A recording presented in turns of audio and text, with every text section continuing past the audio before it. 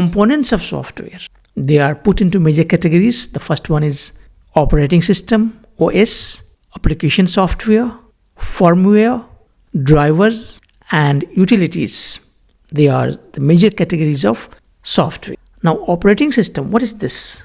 It manages the hardware and software resources.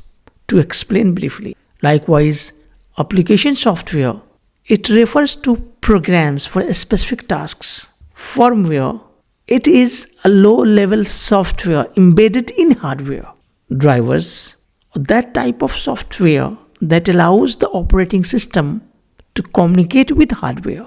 Utilities, they are the tools for maintenance of computer. Now let's see, what does operating system includes? We have like Windows, major operating system, Mac OS, Mac operating system, Linux, and Android. For application software, we have Microsoft Office, web browsers, games, and many more. Thousands of millions of application softwares we have now. Now go to the firmware. It includes BIOS, Basic Input Output System.